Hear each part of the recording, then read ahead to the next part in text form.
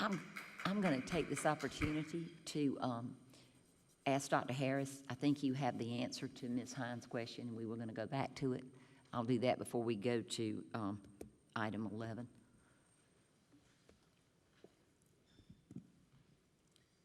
And I would say that I still say we appreciate hearing from everyone. That's a lot of ideas to digest. I think the consistency, the communication, and these are things that I know Dr. Ross will get. We will make sure people feel like they know that the same thing is happening in each school. Yeah. Okay, let me attempt to piecemeal some of the, respond by piecemealing some of the text messages that I have received from our nursing professionals. And begins by saying that we are not allowing the 7-day because of the community spread being so high. DHEC has given the flexibility that when that we will go back to that when the mitigation levels change. And so we are returning in 10 days as long as students and staff are asymptomatic.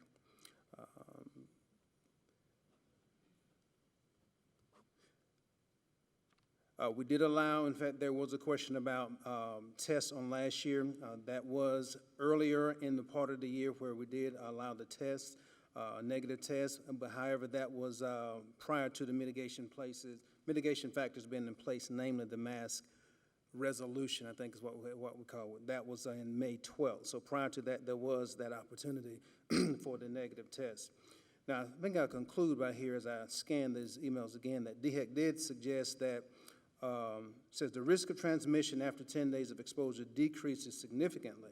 So that's how that came about as the 10-day, that's how that 10-day came about. It was the recommendation and the guidance that we received that the the transmission does decrease significantly after the 10 days. So that is where that came about as the spread slows and decreases, then it will be returned back to a lesser quarantine period, i.e. the 7 days that you misspoke of earlier. That's as far as I've got so far in terms of tests, and but I think what certainly would want to talk to Dr. Ross about it, but perhaps it may be important that we have a report on that at some point to give more specifics and details to the questions that were asked, and particularly to the comments that we heard on tonight, that we might want to do that as a suggestion that I will offer from the floor so that parents might hear specifically and precisely how it is and why it is that nurses are operating under the guise in which they currently are. Mm-hmm. And Dr. Ross, I would ask along the same point he's making in the consistency. I know that the proviso, and that's right now under the about no masks that the legislature passed.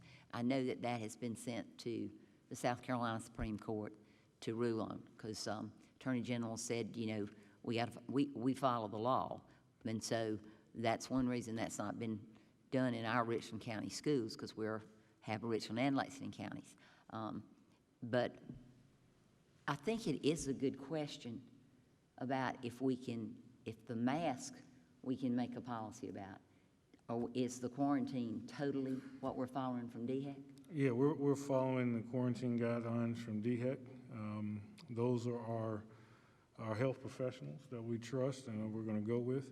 And I like to say, just under that notion, when we speak, we must speak about what cases we're talking about versus the whole district. Because if you look at our dashboard, you'll see places where the number of students impacted is very, very low, at the 1%, 0.8%, you know, under 2%. And we see in those places where the masks, the physical distancing during lunch, we see those working. I'm encouraged by that data and about what's going on in the schools. So I would like to take those tools and expand it and help us. We have a training with our principals on Wednesday, and we're going to share what's working in other buildings, or what's working so that it can work in all buildings.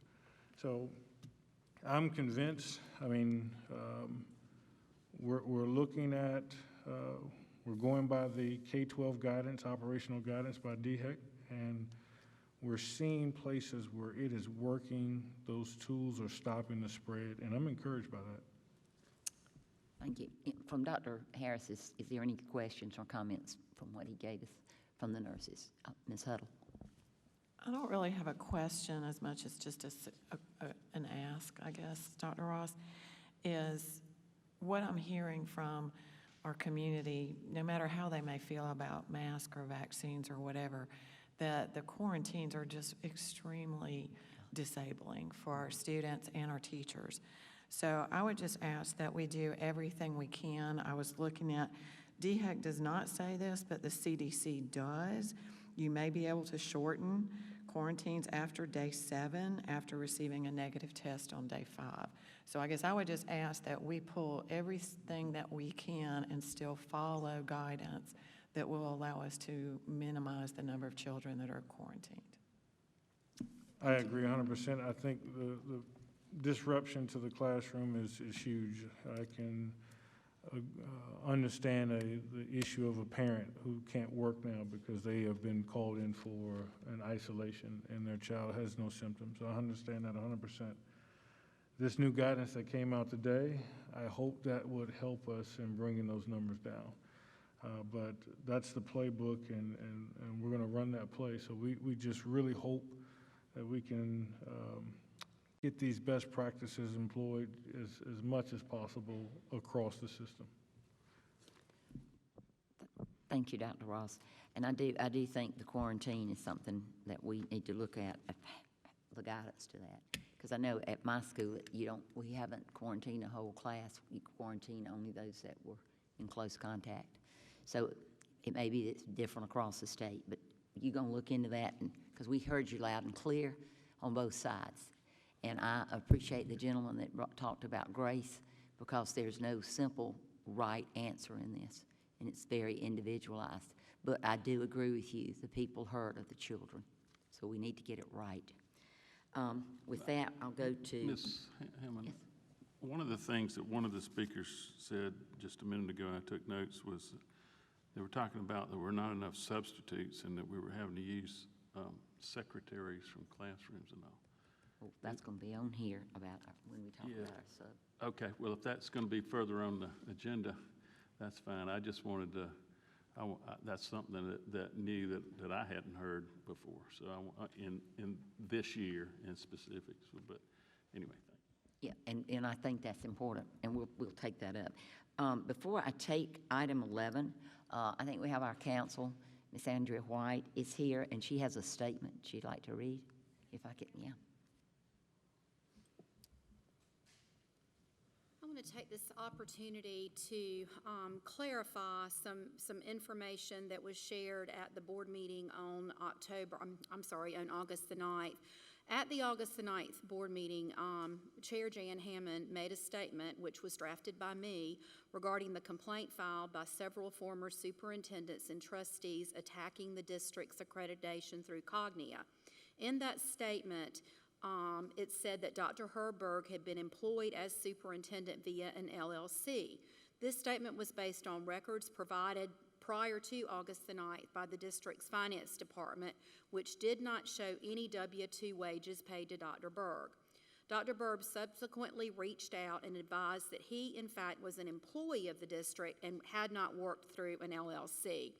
I advised Dr. Burke that I would search for a copy of his employment agreement, which I did not have because I had not drafted it, and that I would also follow up with finance to see if we could get the accurate answer to whether he was an employee or whether he was paid via a 1099, either through an LLC or as an independent contractor. So I contacted the finance office and asked them to do another search to determine how Dr. Berg was actually paid.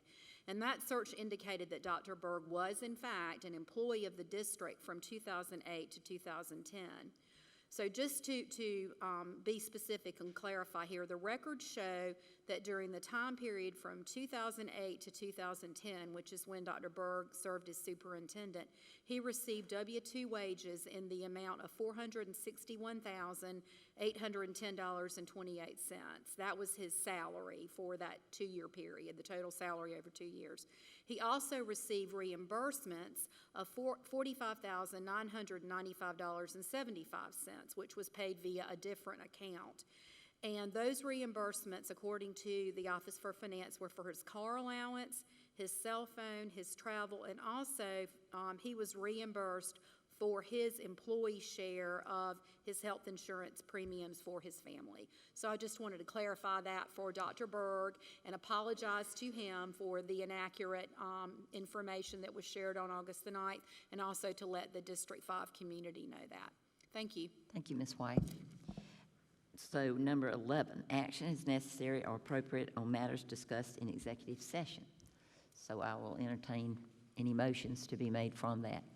Mr. Lovelace, your hand up? I'd like to make the motion that the items under selected employment items, Exhibit A for action, be approved. Is there a second? Mr. Hogan seconds. Any discussion? Seeing none, all those in favor? And that passes 6-0. And we don't have action on B, so any other? Ms. Hammond, I have a motion for item 3C. Okay. I move that the board direct the interim superintendent to immediately put out an RFP for the services of a qualified engineering or architectural firm. The firm will provide services as the owner's district project representative for closeout of Piney Woods Elementary School. The term of the services will be limited to those necessary to close out this project only. Examples of the services which might be required are establishment of a list of warranties by type, value, and expiration date, reading and approval of warranty provisions in conjunction with the district's project closeout attorney, commissioning and training of owner's personnel, change order verification, contingency allowance verification, verification of completion of deficiency terms, final list of items to complete, i.e. punch list, verification of receipt of closeout documents, certification of lien waivers and final payment documents, and other items as indicated in the project manual that are customary or necessary, and that the final award of the RFP is subject to board approval. Is there a second? Mr. Hogan seconds. Any discussion? I'd You like wanna to kind of explain that since explain. it was your motion? This is kind of like when you build a house, if anybody's ever built a house, in that when you're done and before those warranties run out, you want to make sure that you get a home inspection. And we have done that in the past. We don't have a consultant in place right now like we have in the past, so we need to do that for that reason. And also, as anyone who's attended these meetings knows, we've had a lot of problems with particularly Chapin High School after the construction. So we want to make sure that any problems are caught as soon as possible so that they can be addressed. Thank you, Ms. Huddle. Any other discussion? All those in favor of the motion, please raise your hand. And that's 1, 2, 3, 4, 5. And Mr. Lovelace had to recuse himself from that. Thank you, Ms. Huddle. So, any other motions? Somebody, tell Mr. Lovelace you may come back in. I have one on 3E if you'd like to, or we'll wait Okay. for Mr. Lovelace to sit down. He has the D. You have Okay. one? I think you had one. Thank you, Mr. Lovelace. It's D. That We're was on an D. item for which I had to, offered to recuse myself. Item 3D, I move that in the event that the individuals who filed and supported the complaint with Cognia regarding the false association of a contract between the school district and Heart Ed Youth Zone, an entity that has applied for a 501c3 status, do not withdraw that complaint and apologize to the district and Dr. Ross. The board retain an attorney to pursue a lawsuit for malicious interference with the 1099 contract between the district and Dr. Akil Ross's for-profit Heart Ed LLC. Is there a second? Ms. Huddle seconds. Any discussion? Would you like to explain that? How they're total two different entities? Yeah, there's two different entities. I think Dr. Ross's for-profit LLC, which is Heart Ed LLC, we contracted, the board contracted with him as a temporary situation on an interim basis. Okay. there's also a 501c3 or a nonprofit organization called Heart Ed Youth Zone. That Heart Ed Youth Zone has its own board. It's made up of some very prominent citizens of our district. Its purpose is one of the purposes of the Heart Ed Youth Zone is to provide after-school care for children at a private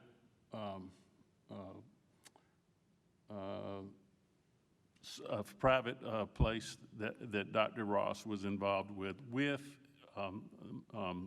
some other people that own this private facility.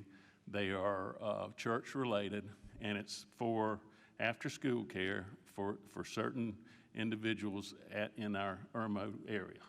And it's a very worthwhile cause. It has nothing to do with Heart Ed LLC.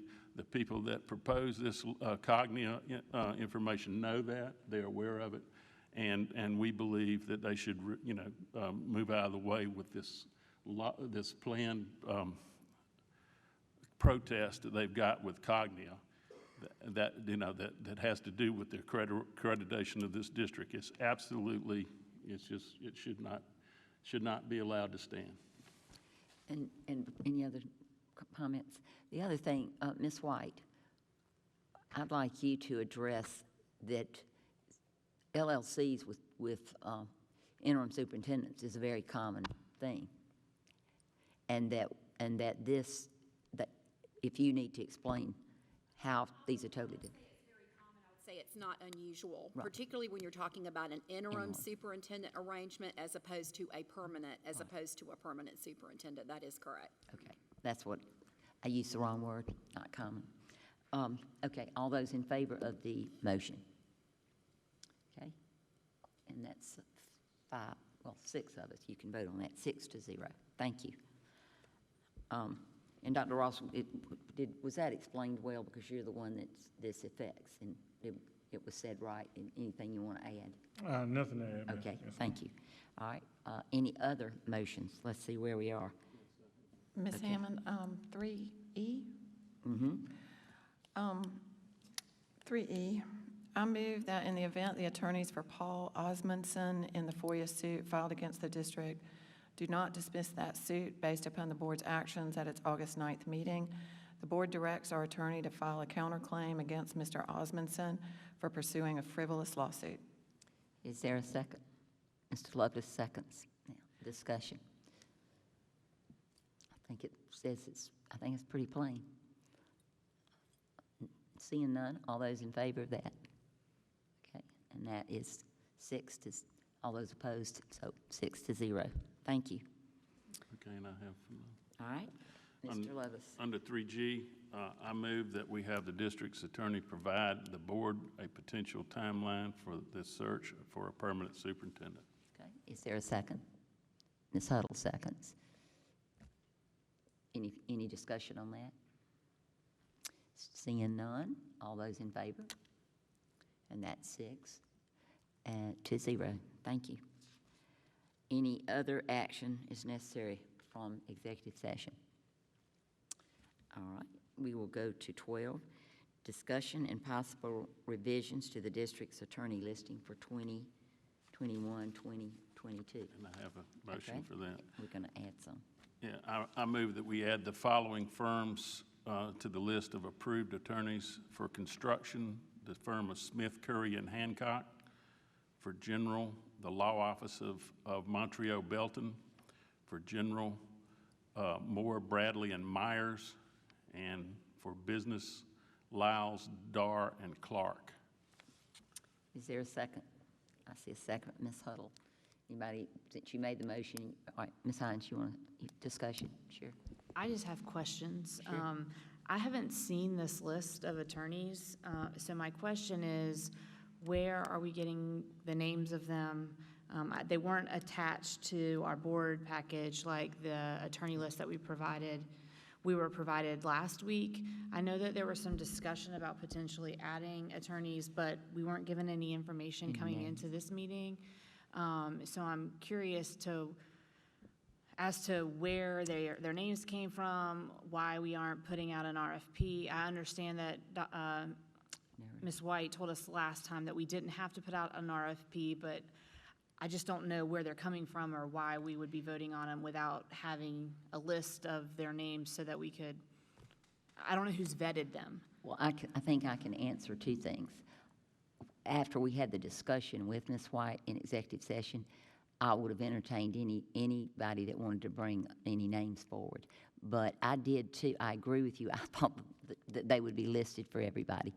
So they weren't. So if you have a problem with any of it, I understand, because I thought it Right. would be listed. And I don't really know why, Dr. Ross. You know, the last time we did put them in there so that the board members could see it. So I apologize. It's hard to approve a list when you don't know why they're being added, or if they want to be added. Because typically an RFP, you know, a law firm is seeking to, you know, provide their services. They're aware of the interaction with the district or what their services can provide. But I don't know what specific reasons we are looking at these specific firms, or if there is. I'm worried that there'll be some kind of allegation of impropriety. I'm not saying that is the case at all. Ms. White, I just want to be fair. let's let her answer your question. Ms. White? I would say to you too, any of them that are added, I called some of them, and then she gave us the name of some in executive session that you heard. So I was Today. thinking you knew a couple of them. Go ahead. Let me speak first as to Lyles, Dar, and Clark. There is right now a contract dispute within the district regarding a bid. And so Ken Dar, who is with that law firm, has been retained to represent the panel that will be considering that contract review. So he is being added to the list for this special project. He also is an education law attorney. He does work in the Spartanburg area. He's out of Spartanburg. As far as Mr. Montreo Belton, his name came as a recommendation from me. He also does work in the education area. He is a plaintiff's attorney, meaning that if this board was to undertake litigation against any individual or group of individuals, Montreo would be a person that could do that. You know, I'm a litigation attorney as well, but I'm on the defense side rather than the plaintiff side. So I can speak to him. As far as the construction attorney, I understand. I do not know this particular firm. I did some research on the firm, though, and they are construction law and procurement specialists. And so, you know, they're being added for the construction part, for y'all to have someone else who is well-versed in construction law. And then as far as the Moore firm, they are another law firm who does work if y'all were to undertake action as far as litigation against any individual or group of individuals. And So I they am also familiar do with. they also They do some work for school board Lexington too elections, as yeah. well. Ms. Hammond, just to clarify, Yes. just because someone's on the list doesn't mean we have to use them. That's right. That's correct. That's what I wanted to say, and I know that Ms. Hines and Mr. Hogan are brand new. We've had lists for the 16 years I've been on there, and some are never used, but you do have to bring them up, and the board has to approve before you use them. Except I think sometimes like within the staff, they may request a certain Correct. lawyer with a And special expertise. Y'all did send out an RFP last year Right. for attorneys, but the procurement code doesn't require that. That's the board's decision which way to go. Okay. So. Any others? But I let am- me see if anybody else has a question, Ms. Hines. Then I'll come back to you. Nobody else? Ms. Hines, now, I recognize you. So I take offense to you saying that because I'm new, I don't understand. What I don't understand is coming into this meeting and not knowing who these attorneys are or why we are hiring them for specific purposes. I understand that Ms. White told us in executive session that these attorneys were being hired for specific reasons on the agenda, but the other ones, they weren't. And it's not that I have a problem with that. It's that I don't know that they're coming. And I feel like if I even bring that up in a meeting, I'm going to be attacked.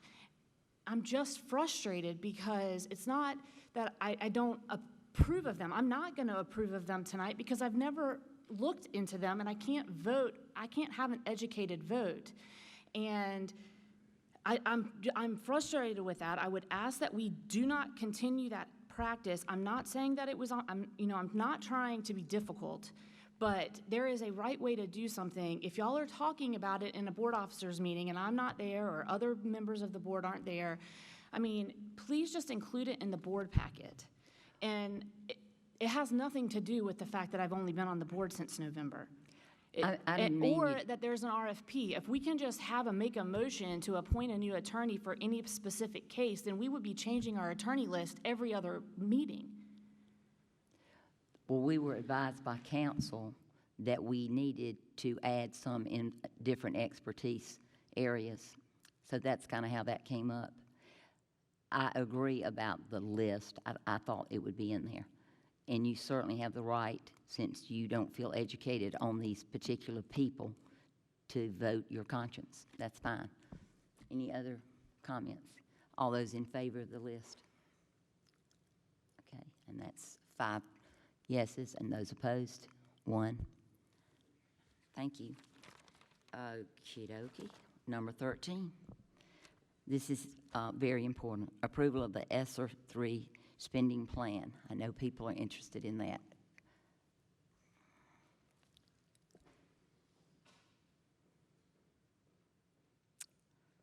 Thank you, Ms. Rawls. Yes, ma'am. Chair Hammond, Dr. Ross, and members of the board, you all have received copies of our ARP ESSER plan that we plan to submit to the State Department tomorrow. I was going to go over this plan briefly. It does go into the spending in a higher level, but I'll be happy to answer any specific questions that you may have. So our total allocation for this plan is $15,012,692. And if you go to page number 4, John, that one, go down, there we go. That shows the total amount of the award and the required 20% that is part of this plan for learning loss. So we were required to spend at a minimum $3,002,538.40. We conducted several sessions with the public. We did a teacher forum, we've done student forums, we did parent forums, we did a survey that was out for the public, and then Dr. Ross hosted a virtual community session where questions were part of it. So a lot of the detail that you see here came from those sessions and also came from the other divisions, Dr. Harris's group when we were looking at mental health supports, and Ms. Miller's group when we were looking at instruction, and Mr. Biedenbaugh's group whenever we were looking at facilities and for technology. So the next page shows the breakdown based on the 15 priorities that were provided by the state or by the federal government under the ARP plan. Like I said, the minimum for learning loss was the $3 million. We are spending, our plan is to spend $378,000 in coordination and preparedness, $511,350 to address student-specific needs. That would be with supplies for students that are in the vulnerable population. It provides for any kind of thing that would be specific to their needs. It would be providing a Tier 3 program for students to be served in special education who exhibit significant behavioral challenges that will affect their academic outcomes. So there again, it's all about the needs of students in that one. $650,000 to sanitize and clean facilities. This is a number that could be huge. We could put all the money in sanitizing and cleaning facilities. $650,000 is the amount that we could put into that category based on the needs in the other categories. Educational technology, this $90,000 is going to provide for 100 hotspots service over the next 3 years. Mental health supports, $2.8 million is going to provide for us to have some caseworkers to manage cases of students in schools. We're looking at hiring temporary grant positions. All of the positions that you see in salaries in this plan will be temporary grant positions, so that at the end of this plan, September 24, If the general fund cannot afford these positions, it will be limited to this time period, and all of those positions will have that information noted on them at the beginning. So any person that would be employed under that would be very well aware that it is a temporary grant position. Our total amount in facilities between the facilities repairs and the HVAC indoor air quality is $7,186,342. And then we've put some money in here also for developing and implementing public health protocols to assist with our nurses and all the work that they are doing, not only during the school year, but also in the summer as we prepare for school the next year. When we look at this, we also, on the next page, are required to provide our academic recovery plan in English language arts, mathematics, social, emotional, behavioral, and mental health, and other activities. These boxes all contain a laundry list of goals and strategies, and I'll be happy to go over the whole box if you want. You can see that and scroll through it on your PDF downloads, but I'll be happy to answer any questions on that, or I'll be happy to defer to the experts in their areas. Does anyone have questions that I can answer? I have, well, let me see for other people first. Questions down there? You have one? Sure. That's all right, I just have one. I didn't mean to interrupt you, but I was looking in here at the mental health services and supports, and item 3 says community connections, nonprofit, faith-based, residential communities, municipal partnerships, and all the rest of that's cut off on mine. Let's see. It's cut off on the paper one, but Yeah, in yes, the ma'am. electronic one that you can see, it's not very friendly to print. I was old-fashioned, but anyway. So we have $2,809,000 that we can put into that, but the next line down, it says planning and implementing after-school programs. Okay, there's 0 for that. We've accounted for that in Yeah. the learning loss category, so we are accounting for summer activities for the next 2 summers in addition to the academic school years. Very good. That was one of the questions, but the other one was the mental health services and supports. It's, to me, after-school care means as much, almost as much as in-school care, because, things can be unlearned in a hurry after school if unsupervised. So I was just wanting to find out, could we as a district start some after-school programs or continue with after-school programs with these funds? Dr. Harris, do you want to talk about that? You mean like in addition to what we have? Yeah, We have some I know this is one-time funding and it can only be used, during the period of time that we have, but, really wanted to see whether the school district, we had previously talked about some faith-based nonprofit that we had just talked about that. And I was wondering, could the school district with public money do the same thing, with other places that are not being served by the community? The short answer to that, Mr. Lovelace, is yes, and I would add to that we also, the part of the plan is to also look into the summer as well, so that we can keep students engaged at that time also. I would have to say that the summer, unsupervised during the summer, Right. People quickly forget what they learned, all year. So I know that was my case when I was a kid. So. Ms. Huddle? I had a question about the indoor air quality. And I was curious, like is that replacing HVACs, or is this some equipment that will be added to HVACs? And then I was also curious, roughly, will that be all of our schools or a percentage of our schools, or just kind of how will that work? This specific one, Mr. Biedenbow, I believe it addressed Crossroads Intermediate School for a replacement, and I don't remember the other. I know there were 2 others. Yes, ma'am. It's Irmo Middle and Crossroads and the district office. And in ESSER 2 funds, we have Harbison and Nursery Road that we're using ESSER 2 funds for. Okay, so one more time, Irmo Middle, Crossroads, In the district district office, and in ESSER 2, we got Nursery Road and Harbison West. Okay, is there, okay, so for example, sanitize and clean facilities. Somebody that's interesting earlier kind of talked about the CDC study, and it actually did show big changes for indoor air quality.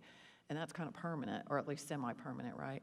So I'm just wondering, is there any value in shifting some of this, more of this money into the indoor air quality so that we get some long-lasting for more, because this is only 5 of our schools, right? And this is just the ESSER funds, what would be happening with indoor air quality and HVAC replacement. We do have other funds that may be addressing some additional HVAC replacements that are not ESSER-based.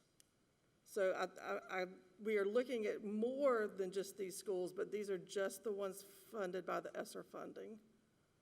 Okay. I mean, it bothers me that this is only a fraction of our schools. And I wonder, is there any kind of equipment that could be used to supplement, like instead of replacing HVAC? And I don't know anything about this technology, but is there, air purification or something that can be done to help all of our schools? Yes, ma'am. The problem is when you start looking at replacing those type units, you'll put them in every classroom for a lot. There's several different options, but you could spend $3 or $4 million just on one unit at $136. But to put them in 2,000 classrooms, it's like $4 million. And we have some schools that don't bring in and bring in fresh air, and those are the ones that we really need to replace right now. And we, as what you said earlier, we're having an energy performance audit going on right now, so we'll be addressing some other schools. They're doing an industrial grade audit, so that will hopefully help us with other schools too. So they're not listed in here, but hopefully we'll have cost savings from that. Is there indoor air quality testing that we could be doing so that we know what our quality is at our different schools? And I don't want to, if that's incredibly expensive, I understand, but is that something we already do? We were in the process of doing that, and then the board decided to go with the energy performance, which is a good thing. It's a way for us to improve. So we backed off of that, and we started focusing on the RFP for this energy performance savings. So that's what we're doing, and they will be doing audits with that process. So they'll do, as part of the energy audit, they will also check the indoor air quality? Yes, ma'am. They'll be Okay. looking at that when they do that. And how long will that process take? They'll have their proposals to us by November 1st is when they're due. And for the board to approve. Thank you.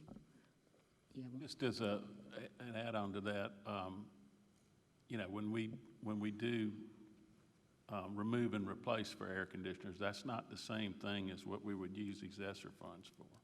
Because the way I understand it, that we're putting in newer technologies in older schools.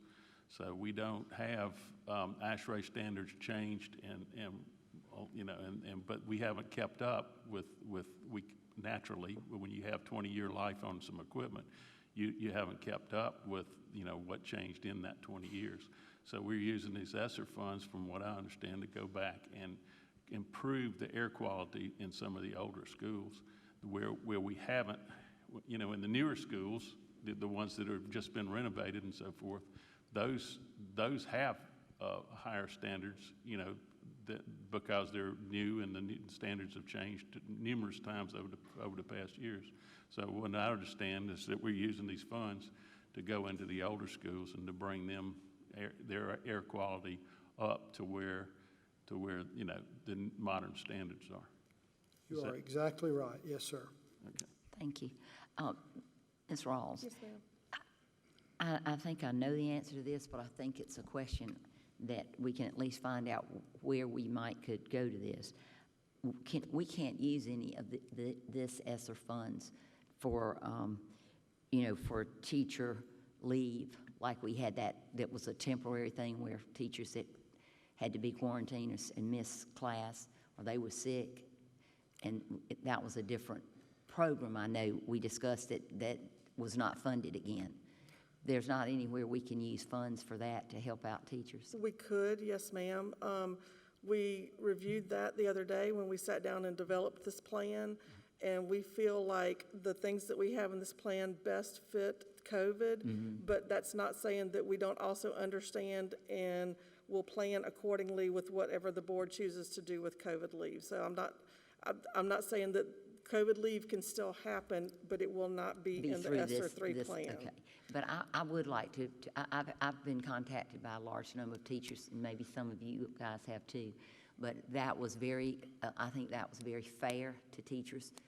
And I know I've heard from it like the last 4 board meetings to bring that up, and as Ms. Ross can testify, I've talked to her one-on-one about that. So I would like, while I have all the board here, if that's something we could talk about and have her come to us with, if we would have the funds to do that. Is that different than item 19, what you're asking? Yeah, but I thought, I was trying to see if it could it be used for ESSER funds, but yes, that is Okay. it, yes.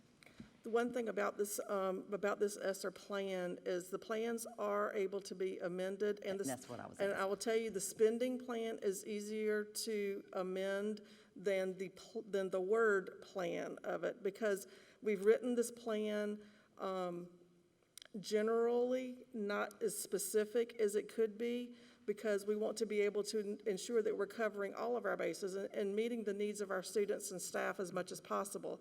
But if we see that we need funding in a different area to meet the needs specified in the plan, we would be able to move the budget around. So the plan, I feel, is very solid. I feel it represents the needs as expressed by the community and by the staff of the district office. So I would recommend, and it would be the recommendation of administration, that you would approve this plan to be submitted to the State Department tomorrow, representing Lexington and Richland School District 5. Okay, and so, and I know that 19 is information, but I was, and you answered my question. I just didn't know if you had any leeway to use those funds for that. It's So- difficult to estimate what that would be dollar-wise, and we just feel like this is for us and for our This is the district, this would best. be the best use of the funds, and that's based on the recommendation of our administration. Thank you. It was very thorough. So you would like a motion on that so you can Yes, get that ma'am. passed? Do I have a motion? I make the motion that we approve the ESSER 3 spending plan as presented by the administration. Is there a second? Mr. Hogan. I see a second. Mr. Hogan, thank you. Any other discussion on that? All those, yes, ma'am? I have Sure. a question. And I just want to clarify that what Ms. Rawls said, and I believe Dr. Ross has mentioned the same to me, that we can amend this plan, we just need to have it approved. Is that correct? That's correct. We can do an amendment. You can also move the amounts as well. So you're not locked into these numbers. Okay. And you can also do an amendment to the plan. So we can reallocate the numbers. The first submission is due tomorrow. This approval is not a final. This board still has that flexibility. Like I said, the power's in the pivot, so we can pivot if need be to move funding where we need to move it, and also to amend it if need be. Okay. So my question is related to the academic recovery plan, part of the social, emotional, behavioral, and mental health. On several of those aspects regarding professional development and marketing and communications and community connections, there are several references to SEL, which is social emotional learning. And I know that we have had a lot of emails and a lot of comments, and there's a lot of commentary in the community about CRT and the relationship to SEL and social emotional learning. And so I am not in any way an expert on either subject. I've done some independent research, and I've talked to a lot of teachers and parents, and from what I know about CRT is that it is a higher ed level, graduate level of theory, and it's not taught in K through 12 in theory. And I know that there's a lot of folks that have challenged that, and we're still kind of processing through that. And one of the things that I have heard about this ESSER funding and about SEL is that there is the fear that CRT is somehow ingrained or is infiltrated through SEL. And what I know about SEL is that a definition could be that it's the process by which our students acquire the skills that they need for life and work. And one of the ways that we teach that is through the profile of the South Carolina graduate. And some folks may not know that, and I may be a little bit off on that. And there's some reasons why it's so important. One of my questions to you before we approve this is, a flat-out answer. Is this something that our community needs to be concerned about? And moving forward, can we have conversations to help eliminate any concerns and make sure that everyone knows that what we're doing? I think that, when you talk about there are parents that are concerned about what is taught in our classroom, it may or may not be accurate. I don't know, and I would like the experts to be able to provide some relief to families.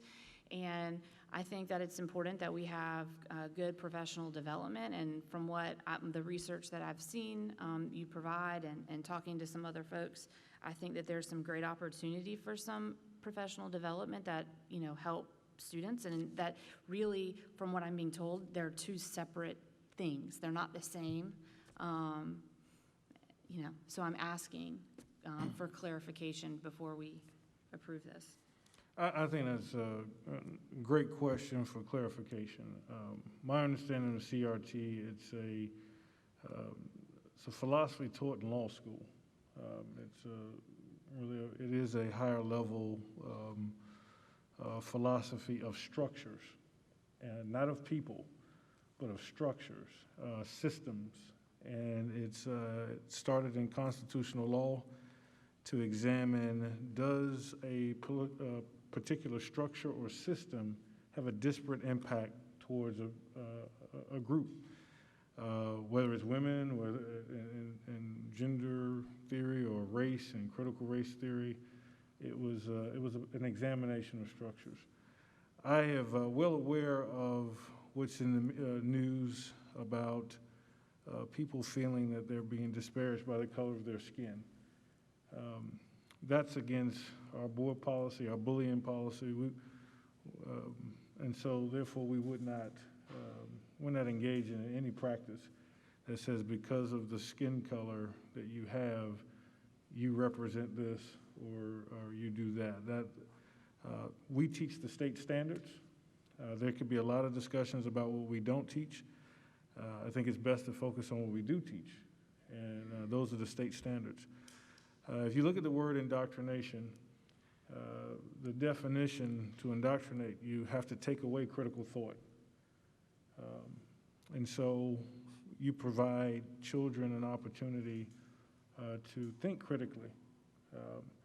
I don't want to confuse, we have to understand that our children see us, they hear us.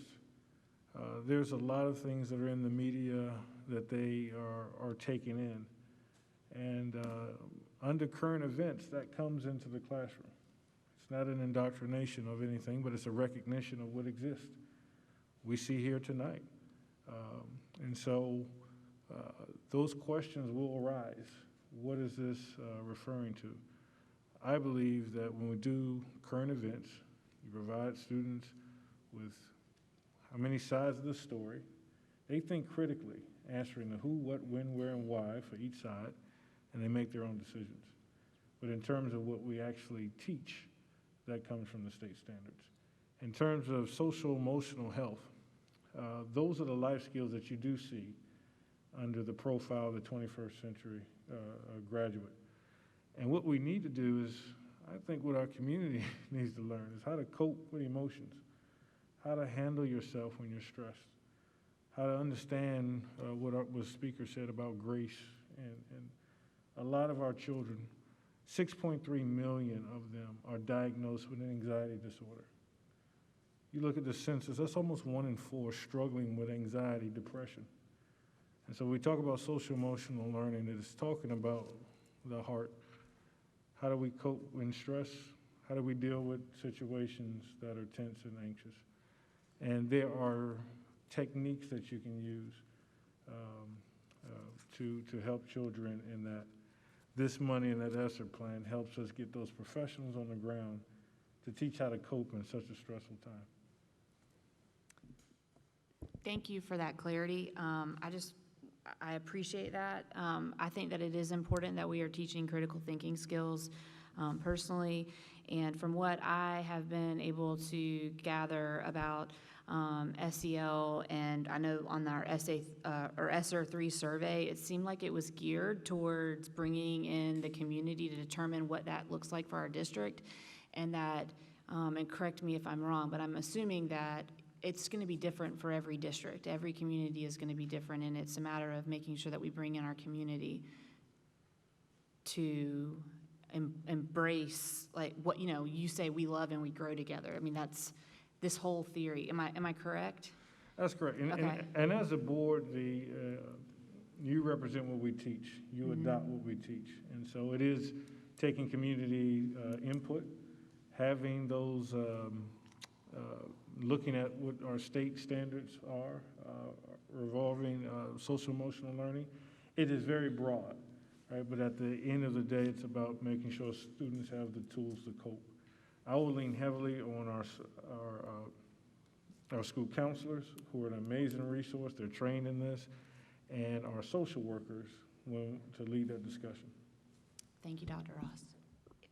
If there are no more questions, we'll vote on that motion. It's been made and second and discussion. No more discussion. All those in favor of approving the ESSER fund plan? And that is 6-0. Thank you. Thank you, Ms. Rawls, for that hard work on that. Item 14, second and final reading of proposed revisions to policy GCG, part-time and substitute professional staff employment, Exhibit D. And Dr. Turner, I think we got a question that you already heard from Mr. Lovelace. Chair Hammond, members of the board, Dr. Ross, this is the second and final reading for the approval of the proposed revisions to board policy GCG, part-time and substitute staff employment. It addresses the current staffing arrangement now in existence with ESS, and the administration recommends that the Board of Trustees approve the recommended revisions of the board policy GCG, part-time and substitute professional staff employment.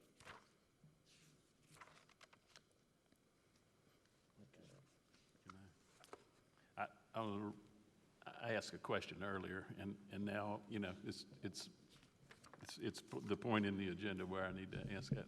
But one of our speakers tonight said that we don't have enough substitute teachers, and that we have secretaries filling in the blanks right now, and they have their duties and plus the substitute duties. And I was wondering, how could the community, if you find that is a plausible supposition there, what could our community do to help alleviate that problem? Because this is early in the year, and if we're having that right now, I was just wondering, in conjunction with this policy, where do we go from here? Thank you so much for allowing me to respond to that. Right now, we are actively and aggressively recruiting subs through ESS. So in addition to inviting those who are able to sign up through ESS, we also have referral programs so that if we have employees in the district, certified or support, who are knowledgeable about people who are interested in ESS, there are recruitment incentives. So we can all be involved by recruiting people for sub-services, as well as signing up to serve as substitutes if the availability is there. Any other questions for Dr. Turner? We appreciate the work you've put into that too, because we do know how important part-time and substitute professionals are. And I would think that maybe Mr. Lovelace, it's probably with this you know, COVID, the elephant in the room, is probably causing, and I can just tell you, lots of times secretaries and, I mean, in a school, everybody just jumps in and does whatever you need. And Oh, yeah, I wasn't, I wasn't at all. No, you I know, knew you were just trying to wondering get- what could we do to help? You know, get that's what more. I was trying to say. Ms. Gardner, you had your hand up? Yes, I'm ready. I move that we approve the second and final reading of proposed revisions to Board Policy GCG, part-time and substitute professional staff employment. Is there a second? Ms. Huddle seconds. Any discussion? Seeing none, all those in favor? And that is 6-0. Thank you.